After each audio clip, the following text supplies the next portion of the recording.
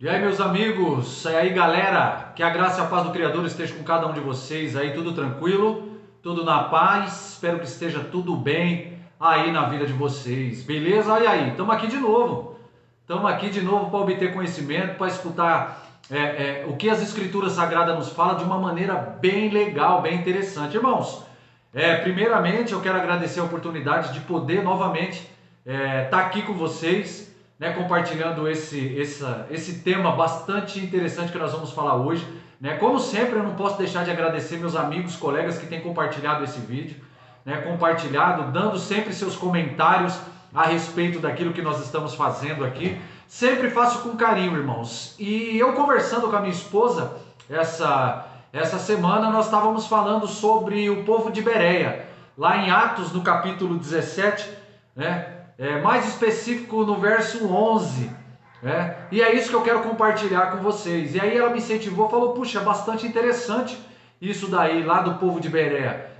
Faz um vídeo aí falando aí para os amigos, para os colegas aí, que eu tenho certeza que eles vão gostar muito. E eu falei, puxa vida, já que tive o incentivo da minha esposa, né, meu? Falei, opa, vamos lá, vamos fazer. Então, irmãos, o tema que eu quero falar com vocês aqui nessa noite, né? Espero resumir, fiz um resumo muito grande aqui, porque como eu falei lá, é muito rico em informação, tem muitas informações boas para a gente adentrar dentro desse tema de Atos do capítulo 17. Mas eu quero falar aqui desse tema que ele diz assim: Paulo versus judeus versus gregos. Beleza? Mas o tema-chave que está lá no livro de Atos, pega a sua Bíblia aí, em nome de Jesus, se você tem uma Bíblia aí, né, na sua casa, não deixa fazendo poeira não.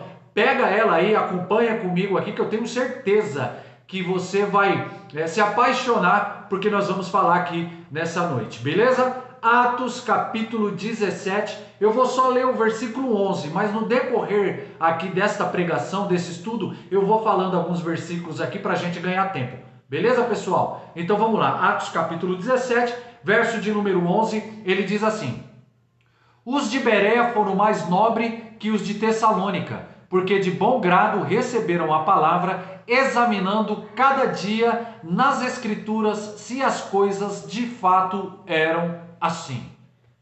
Beleza, meus irmãos?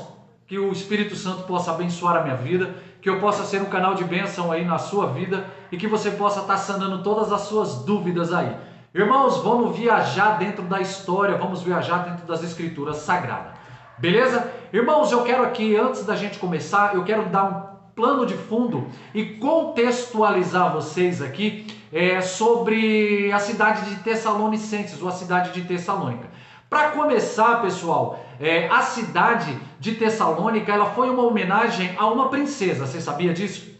Uma princesa chamada Tessalônique, lá de Macedônia. Mas ela não era uma princesa qualquer, galera. O seu pai era o rei Filipe, lá da Macedônia. E o seu meio-irmão era ninguém mais, ninguém menos do que Alexandre o Grande. Eu tenho certeza que você já ouviu falar sobre Alexandre o Grande. Só que, irmãos, após a morte de Alexandre o Grande, né, um dos seus generais, chamado Cassandro, né, casou-se com Tessalônique. Olha só para você ver, né? Lá no ano 316 a.C.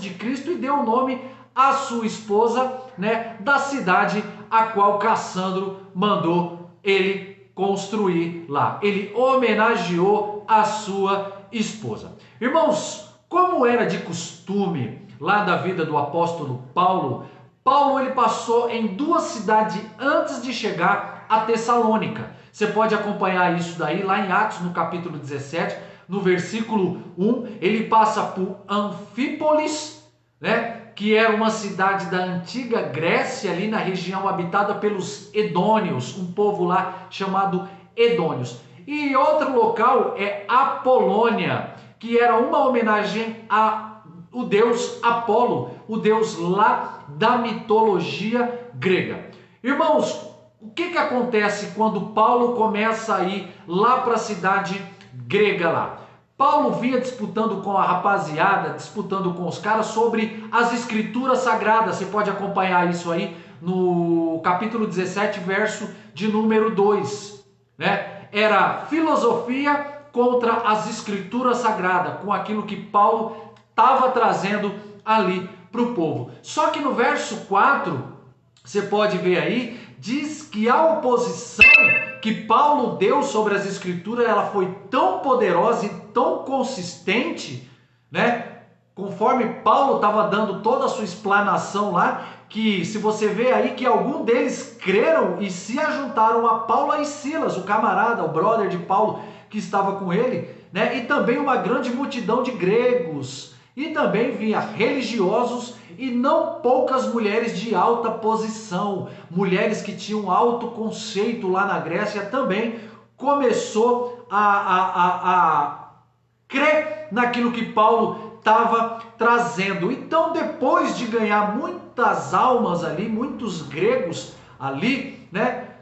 Alguns judeus desobedientes, movidos por inveja, né? Começou a questionar Paulo, começou a ir contra o que Paulo estava pregando. Não só judeus desobedientes, né? Como alguns gregos que lá estavam.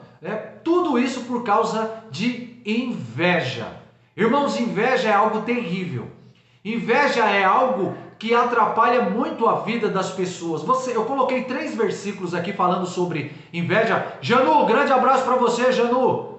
Palmeirense, que saudade de você, viu, meu irmão? Que Deus abençoe você e sua família e seus filhos. Então, irmãos, quando eu estou falando aqui de inveja, que os gregos ficaram com uma inveja muito grande.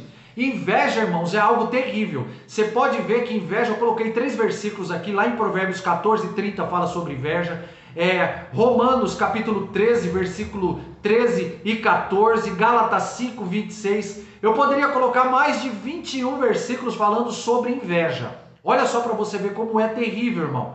Inveja é algo terrível. Tem pessoas, muitas das vezes, que não pode ver a gente comprando nada, ver a gente tendo nada, que a inveja já prolifera. Eu tenho certeza que eu estou falando de inveja, você já deve ter na sua mente, infelizmente, pessoas que você conhece que é desse jeito daí. Mas o que acontece, irmãos? Só para contextualizar nós aqui para vocês entenderem. Fizeram uma reunião com alguns homens malignos lá, dentre os vadios, se ajuntaram com o povo lá na cidade. E o que os caras fizeram? Os caras invadiram a casa lá de Jason, a fim de entregar Paulo e Silas ao povo. Se você pode ver isso lá no verso 5 de Atos do capítulo 17. Os caras viram da pregação de Paulo, pegaram esse Jason aí e fizeram o quê? Vamos entregar esses caras, vamos pegar ele também, Paulo e Silas. O que eu entendo com isso daí, irmãos? Os fariseus, homens com fermentos malignos, que você pode ver isso lá na sua Bíblia depois, anota aí, Mateus, versículo 16, verso 5, que fala dos fermentos dos fariseus, irmãos. Então o que acontece? Homens entraram dentro do povo, se ajuntaram tanto com gregos, tanto com judeus, né? E começaram a fermentar o coração do povo. Para quê? Para que viesse contra Paulo e Silas. Mas os caras não encontraram Paulo e Silas, mas os caras acharam Jason e arrastaram alguns irmãos até o magistrado, pegaram Jason lá, levaram até os magistrados, né, dizendo que esse cara estava pregando a palavra de Cristo e que essa palavra tinha chegado até os gregos. Olha aí o verso 6 de Atos capítulo 7. Só que Jason pagou fiança e saiu fora. Só que o que acontece? A palavra de Cristo, pessoal, estava chegando até os gregos. Estava chegando lá até os gregos. Entendeu? Aí entra, meus irmãos, aqui, Tessalônica, e o que tem a ver com o povo de Bereia? O que tem a ver com os bereanos? Então o que acontece, irmão?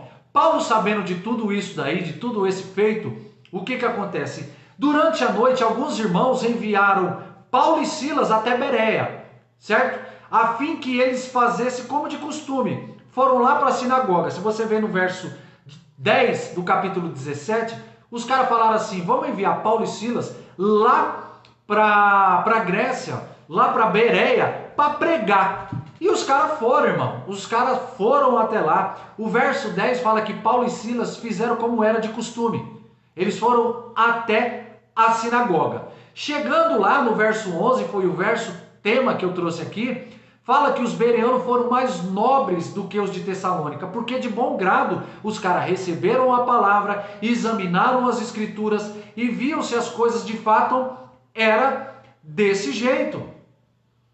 Hoje, irmãos, trazendo uma conjectura para cá, hoje, fazendo uma analogia com hoje, com esse cristianismo que nós estamos vivendo, as pessoas estão comendo de qualquer coisa e não examinam as escrituras, não vê se o que está sendo pregado em cima dos púlpitos realmente condiz com o que as escrituras sagradas nos falam. Vocês estão entendendo, irmão? O povo lá de Bereia não era porque Paulo estava pregando que ele não ia examinar o que estava sendo falado. Pelo contrário, aí que os caras examinavam. Só que nós vamos entender aqui o motivo porque os caras eram mais nobres do que o povo de Tessalônica. Tá entendendo? Hoje em dia, irmãos, as pessoas, elas não querem buscar o entendimento mais das escrituras sagradas. Tá entendendo? O verso 11 fala que os caras eram mais nobres do que o povo lá de Tessalônica. Então o povo de Tessalônica estava acreditando em Paulo, mas ainda estava nas filosofias gregas. A filosofia grega estava dentro do coração, os costumes, as tradições dos caras. Você pode ver isso daí depois, de costume e tradição, né? No livro de Lucas, capítulo 23, verso 18, que fala, solta Barrabás. Tá entendendo, irmãos? Então olha só para vocês terem uma noção. Por que os de Tessalônica, os de Bereia era melhor assim do que o povo lá de Tessalônica? Porque o povo de Bereia buscava, mas o povo de Tessalônica ainda estava voltado para alguns costumes ainda religiosos, algumas tradições. Os caras estavam entendendo o que Paulo estava trazendo, só que os caras ainda estavam com algumas tradições, com alguns conceitos. Tá entendendo? Então é isso daí porque os caras estavam sendo mais nobres. Lá no capítulo 7 de Marcos, fala das tradições dos antigos. Aquelas tradições que os caras não queriam deixar. Então o verso 13 diz que os judeus religiosos ficaram sabendo que Paulo estava pregando lá em Bereia e foram até lá juntar com os gregos e estavam incitando as multidões no verso 13. Então juntou judeus religiosos, juntou judeus com gregos, com filosofia. Os caras não fizeram separação de nada. Por causa da tradição, tanto judeus como gregos começou a andar de mãos dadas, justamente por causa que Paulo estava trazendo ali umas coisas totalmente voltadas para Cristo. Então olha só para você ver, no verso 13 que fala, a tradição estava tão enraizada que me fez lembrar de Lucas capítulo 23, 18, que na época que Jesus estava preso, o povo começou a incitar, o demônio, o diabo começou a incitar o povo para soltar Barrabás e prender Jesus. Olha só como que é, irmão. Tem um ditado que fala assim, que eu não concordo. A voz do povo é a voz de Deus. Jamais, irmão. A voz do povo é falha. Então, por instigação do povo, os judeus e religiosos começaram a incitar o povo. Você vê no verso 13. A fazer com que a pregação de Cristo era uma mentira. Então, por isso que o povo lá de Tessalônica não era nobre, que nem o povo de Bereia. Olha só o que diz o versículo 16 e o versículo 17 de Atos, capítulo 17. Enquanto Paulo os esperavam em Atenas, o seu próprio espírito se comovia em si mesmo, vendo a cidade tão entregues o que? A idolatria. De sorte que disputava na sinagoga com judeus religiosos todos os dias, na praça com os que se apresentavam. Irmãos, a idolatria era algo terrível que estava acontecendo lá na Grécia antiga, lá na filosofia grega. Lá em Êxodo capítulo 20, fala dos 10 mandamentos. O que Deus fala para nós? Primeiro mandamento, qual que é o primeiro mandamento? O primeiro mandamento de Êxodo, tá? O primeiro mandamento de Êxodo é: não terá os outros deuses diante de mim. Não fará outros deuses diante de mim. Não adorarás, não prostarás culto nem acima do céu, nem na terra, nem debaixo da terra. Então o primeiro mandamento é não adorar outros deuses. Só que Paulo começou a andar naquele local e começou a ver uma idolatria terrível naquele local. Terrível, irmão. Paulo não se conformou com esse tipo de idolatria. É diferente de hoje. Hoje, infelizmente, a idolatria tem reinado. Não só na idolatria de imagens, mas idolatria gospel, idolatria de pregadores, idolatria de pastores, grandes homens renomados. Eles não podem ser um amuleto de idolatria para nós, não, irmãos. Nós temos que respeitar, nós temos que aprender com eles. Mas a idolatria é algo terrível, que nos atrapalha de estar mais próximo de Cristo. Cristo não aprova disso daí. Só que no verso 18, irmão, de Atos, capítulo 17, entra um cara em cena. Um cara chamado Epicuro. Um cara que era mestre lá em Atenas, lá no ano 307. A tua Bíblia fala de Epicuro. E também entra aí, no verso 18, os estoicos. Quem eram os estoicos? Os estoicos eram uma seita dos filósofos gregos que eram discípulos de Zenon, lá na Grécia. Eles diziam que Paulo era um pregador de deuses estranhos, um deus diferente do deus da mitologia grega, um deus desconhecido. Tá entendendo, irmão? Olha o contexto daqui, aonde nós vamos. Agora, irmãos, deixa eu te contar uma história, que você vai ficar assim, que eu tenho certeza que se você for uma pessoa esperta, e eu sei que você vai anotar isso no seu caderno e você vai colocar na sua cabeceira de cama para você decorar e você aprender o que eu vou te dizer agora. Se liga.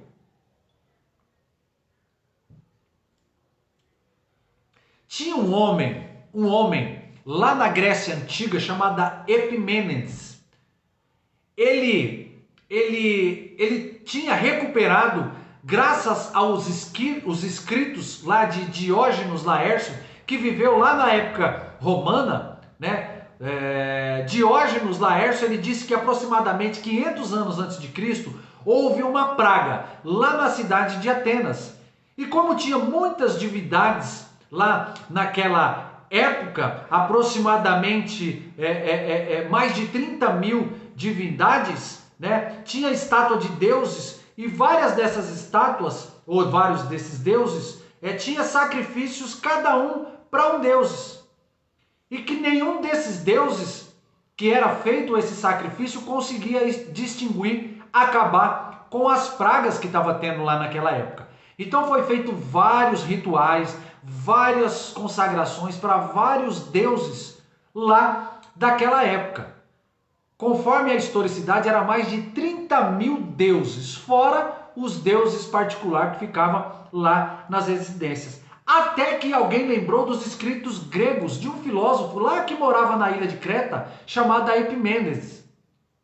Esse Epimênides, pessoal, era conhecido por um discurso que tem um poema dele lá em Crética, que fala muito contra os gregos e também contra os cretenses. Aí você vai falar, Carlinhos, mas o que tem a ver isso daí? Vou te provar, meus irmãos, e vou te mostrar que legal que tem lá na Bíblia. Se você abrir sua Bíblia, lá no livro de Tito, no capítulo 1, verso de número 12, vai falar desse Epimênides. Não vai dizer o nome dele, mas vai falar desse homem que era um mestre naquela época, no ano 307, um mestre da filosofia grega. Era um cara de renome. Olha só o que fala no livro de Tito, capítulo 1, versículo 12. Um deles, seu próprio profeta, disse: os cretenses são sempre mentirosos, bestas ruins, ventre preguiçosos. Este testemunho é verdadeiro. Mas aí você faz uma pergunta, e aí, Carlinhos, o que tem a ver com esse Deus desconhecido? Porque a palavra falou do Deus desconhecido, não falou? Olha só, meus irmãos. Epimênides falou para os cidadãos de Atenas que faltava para eles acabar com essa praga, que eles estavam adorando ao Deus verdadeiro, que Epimenes fez? Falou, gente, vocês estão adorando o Deus errado. Por isso que essa praga não acaba. Por isso que essa praga continua. E os caras, o que os caras fizeram? Os caras perguntaram, mas de qual Deus, né, você está faltando aí? E ele disse, ele irá te revelar. O próprio Deus irá revelar qual seria esse Deus que vai acabar com essa praga. Irmãos, eu tenho certeza que na Bíblia você já ouviu falar de Areópago, certo? Que eu vou falar aqui para você o que seria o Areópago. Então o que fez ali? No Areópago, ele colocou várias ovelhas, esse Epiménides, e que elas seriam soltas e que elas iriam até o local do Deus verdadeiro. E assim Epiménides fez. Ele soltou as ovelhas e elas começaram a descer pela rocha, passando pelas imagens lá naquela época de vários deuses pagãos gregos. Tá entendendo? E aí o que acontece? Elas começaram a descer, chegou num certo local onde não tinha mais aquelas estátuas, aquelas divindades, elas parou e ali elas deitaram. E o que fez Epiménides? Epiménides falou, agora vocês ali onde deitaram aquelas ovelhas, vocês construam um altar.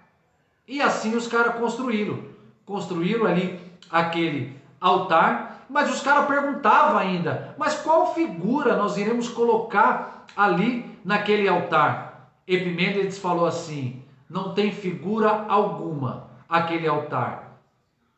Ali vocês só vão escrever ao Deus desconhecido. E com aquelas ovelhas, meu irmão, foi realizado um sacrifício ao Deus desconhecido, que seria o Deus de Abraão, de Isaac e Jacó. E aquelas pragas cessaram imediatamente lá. Irmãos, é lindo quando a gente vê esse contexto, essas histórias. Mas o que seria o Areópago, irmãos? Areópagos, ele é um tribunal ateniense onde encontrava sempre uma assembleia de homens eruditos, sábios, que sempre ficavam lá versando sobre os costumes gregos lá daquela época. E Paulo era sempre interrogado dessa nova doutrina que ele estava pregando. Paulo sempre, irmãos, era interrogado por essa teoria ou essa doutrina que ele estava ali trazendo. Se você pegar ali no capítulo 6, no versículo 17, versículo 18, né? Ele diz assim, mas graças a Deus que tendo sido por servos do pecado, obedecestes de coração a forma de doutrina que fostes entregue. Lá no livro de 1 Coríntios, capítulo 1, versículo 26 ao 29, diz assim, irmãos, pensem no que vocês eram quando foram chamados.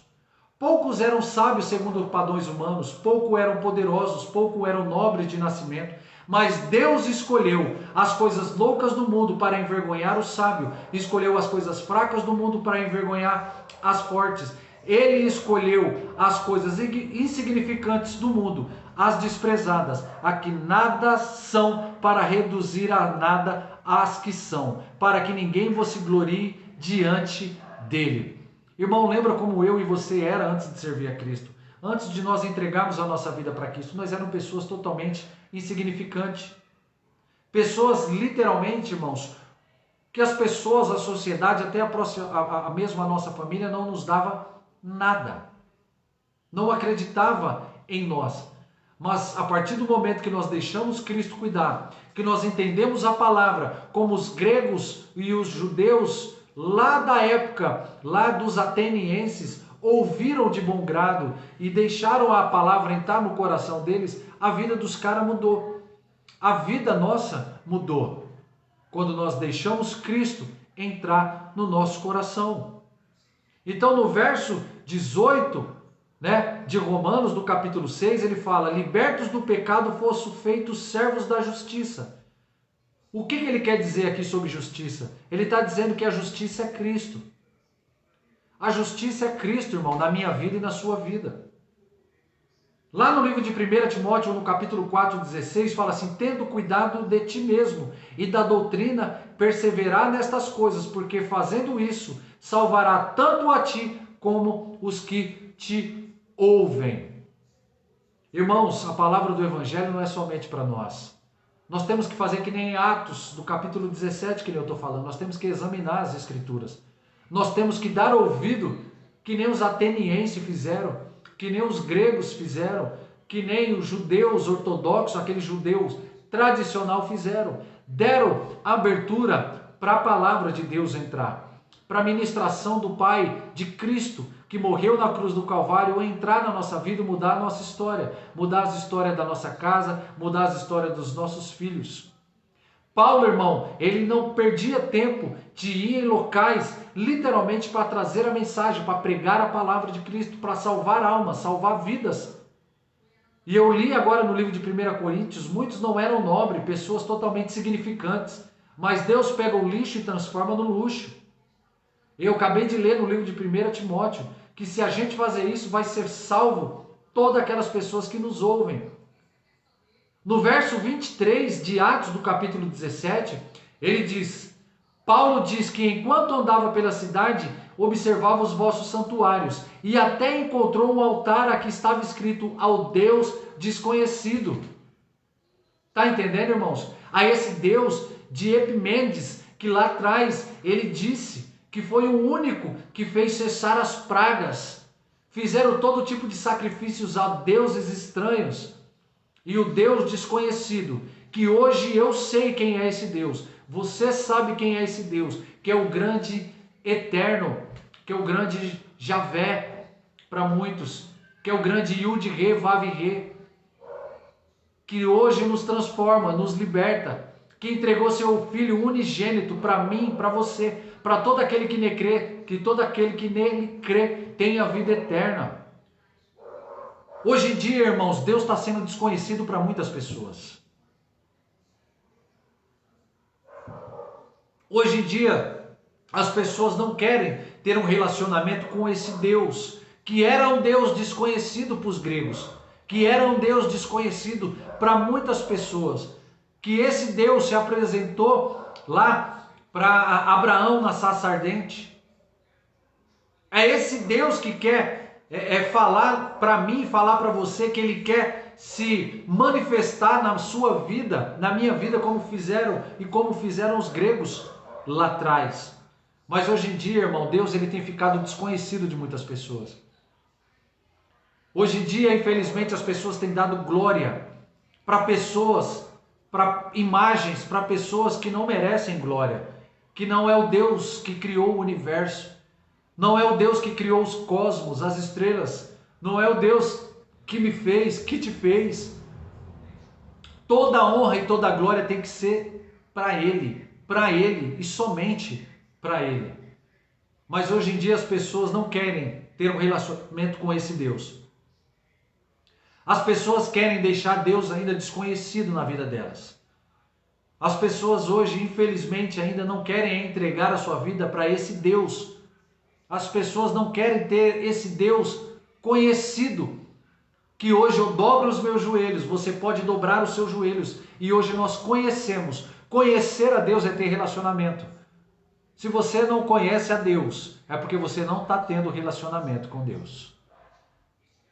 Ouvir falar, todos nós vamos ouvir falar de Deus, de Jesus, mas o relacionamento que é o importante, irmãos.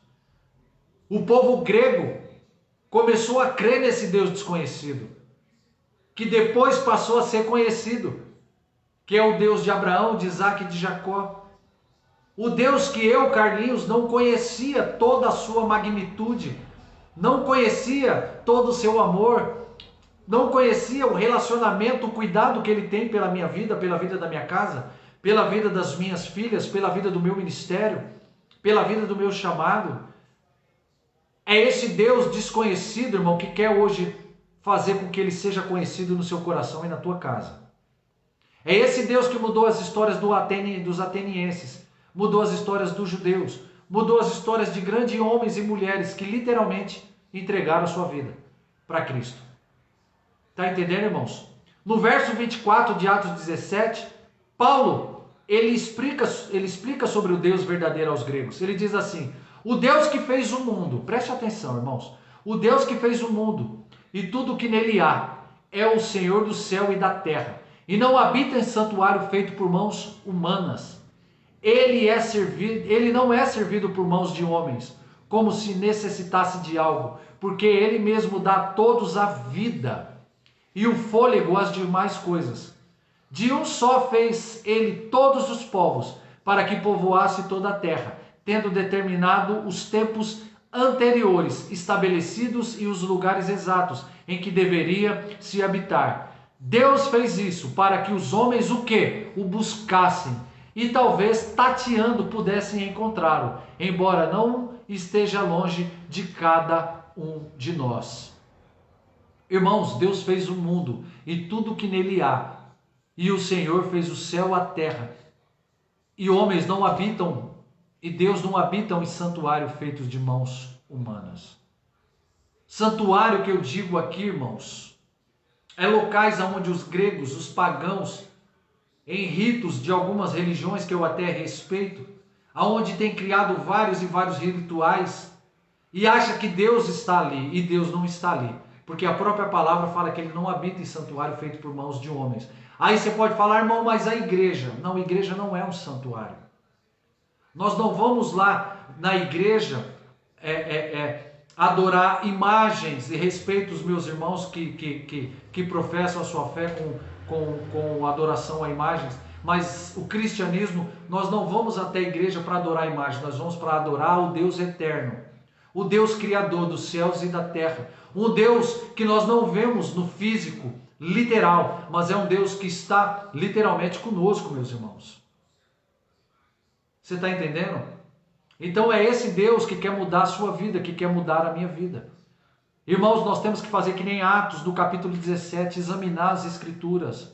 Hoje, infelizmente, nós estamos vendo muitas pessoas, irmãos, pregando várias heresias dentro de púlpitos. Eu sei que você já viu várias, eu tenho visto várias heresias pregadas em cima de púlpitos totalmente antibíblicas, fora de contexto, fora da racionalidade humana. E as pessoas estão dando glória, estão acreditando. Por isso que muitas das vezes, irmãos, a sua vida fica desse jeito, travada. Que sua vida não está mudando. Porque você está acreditando em coisas, literalmente, que não tem fundamento bíblico. Coisas, literalmente, que não tem fundamento histórico. Que não tem fundamento da Bíblia, das Escrituras Sagradas, meus irmãos. Então examine as Escrituras. Seja um bereano em nome de Jesus Cristo. Não é porque eu, Carlinhos, estou falando que você não vai pesquisar, que você não vai buscar, que você não vai ver se tem veracidade o que eu estou te dizendo, se faz sentido. Para de acreditar em conto de fadas, para de acreditar em histórias que não existem biblicamente, para de acreditar em um evangelho fácil, de um evangelho que você vai conseguir tudo sem ter sacrifícios bíblicos. Para de acreditar nessas coisas loucas, irmãos, que vocês têm ouvido. Para de acreditar muitas das vezes nessas campanhas malucas que estão fazendo aí totalmente antibíblica. Já costumo falar e já vou dizer, eu não sou contra a campanha, irmãos, até porque eu participo, igrejas me convidam para trazer alguns temas em campanhas, mas igrejas sérias que fazem campanhas literalmente voltadas à palavra, não campanhas voltadas a roubar aquilo que o membro tem para trazer, para fazer campanhas, para você trazer dinheiros, para que você só vai ser abençoado se você trazer esses dinheiros no altar. Isso não existe biblicamente. Então, irmãos, eu quero aqui encerrar esse vídeo para falar que você seja um bereano em nome de Jesus Cristo. Para de acreditar em muitas coisas que pregam. Paulo foi até contra os caras. Paulo chegou lá com os caras e falou, meu, o que vocês estão fazendo? Eu quero ver o que esses caras estão falando. Eu quero ver se é verdade, é verídico o que eles estão dizendo. O povo de Tessalônica, irmãos, não está sendo diferente como os de hoje. Hoje as pessoas escutam a palavra, ouvem a palavra, mas não buscam a veracidade para ver se é verdade o que está sendo pregado. E o povo de Tessalônica acreditava no que Paulo estava dizendo, mas acreditava no que a religião, a tradição estava dizendo. Acreditava no que Cristo falava e acreditava no que outras religiões falavam.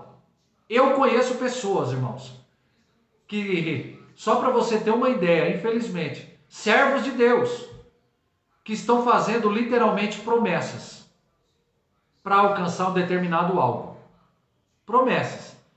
De andar de a pé de um determinado local até outro determinado local para pagar uma promessa.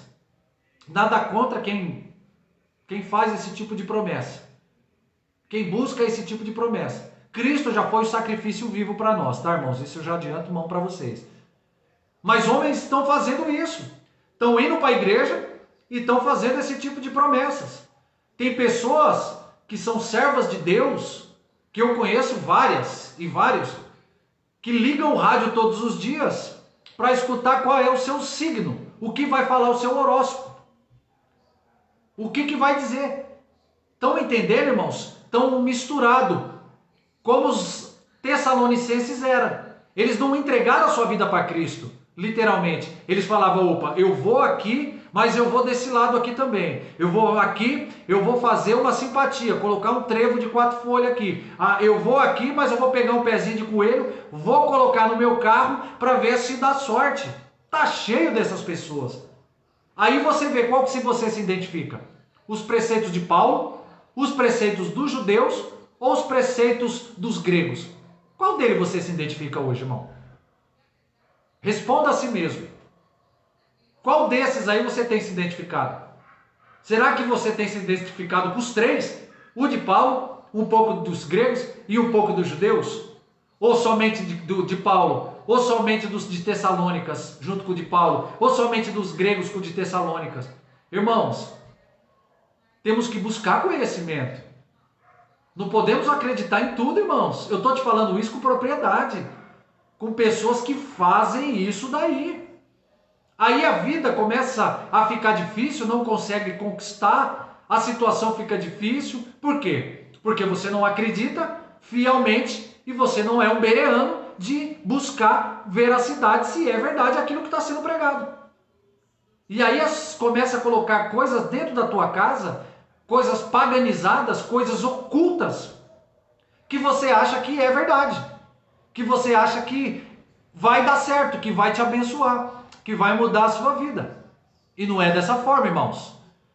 Não é dessa forma. Respeito os meus irmãos que fazem isso, coloca simpatia, que fazem isso. Eu respeito. Não concordo, mas respeito.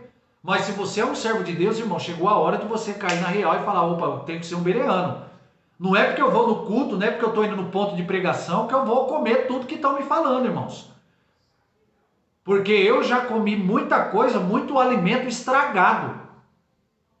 Por falta de vigilância de buscar. Hoje, irmão, eu me considero, na minha pequenez, um bereano. Um bereano. Irmãos, busco, não é aquilo que, sabe, vai me convencer. Vou buscar para ver se tem veracidade histórica, eclesiástica, se é bíblico, se não é, se estão distorcendo, o que fala a Bíblia tal, a Bíblia judaica, a Bíblia israelita. Eu gosto de fazer isso, irmão. Para mim saber ter propriedade no que eu vou falar. Então, irmão, eu não sei o que você precisa. Se você precisa hoje se libertar de algo que está te atrapalhando. Paulo, ele sofria muito. Por quê? Porque ele ia contra os caras mesmo. Ele chegava nos eruditos lá e ia contra os caras, falando, eu creio nas escrituras sagradas. E hoje as pessoas têm distorcido a Bíblia. Toma cuidado, tá? Toma cuidado que as pessoas têm distorcido a Bíblia. Todo texto fora do contexto gera um pretexto. Pega um versículo isolado e usa uma base totalmente maluca, que não faz sentido nenhuma, para colocar suas bases ali. Então eu já adianto mão, irmãos. Cuidado aí. Para encerrar o que eu vou falar aqui, sabe o que eu estou fazendo agora, irmãos? Sabe o que eu estou pedindo para Deus? Algo que eu estou pedindo para Deus nas minhas orações matinais, minhas orações diárias, nos meus devocionais. Eu estou pedindo para Deus discernimento de espírito, irmão. Estou pedindo para discernir espírito. Porque eu não quero ficar mais enganado e ser enganado. Por homens, por mulheres que pregam a Bíblia fora de texto, cheio de demônios, cheio de coisas ruins e malignas dentro delas. Cheio de coisas terríveis. Por que eu falo isso, irmão? porque infelizmente nós temos visto pessoas, eu não vou nem citar o nome desse abençoado, né? Enfim, porque não convém, mas estão pregando muitas vezes. Então eu quero terminar aqui. Seja um bereano em nome de Jesus Cristo. Pede discernimento de espírito, para que você veja literalmente se é de Deus ou se não é. Se o que está falando é de Deus, é do trono, é do Espírito Santo. Porque senão, irmãos, o que está cheio de homens que se dizem de Deus em cima de púlpito, trazendo maldição para a vida das pessoas, falando heresias, falando palavras terríveis, mas enfim. Sejam bereano em nome de Jesus Cristo. Amém, irmãos? Não comam qualquer coisa. Sejam bereano em nome de Jesus Cristo. Irmãos, quero finalizar por aqui nesse sabadão. Replica esse vídeo aí como vocês têm feito. E eu peço para ti que você sempre continue aí a tá dando seus comentários em nome de Jesus Cristo. Beleza, meus irmãos? Espero ter colaborado com esse Atos, capítulo 17, Paulo, gregos e judeus, em qual nós se encaixamos.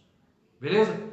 Valeu, que a graça e a paz do Criador esteja com cada um de vocês, que o Espírito Santo possa abençoar a vida de vocês e que vocês possam ser bereanos, né, gente? Em nome de Jesus.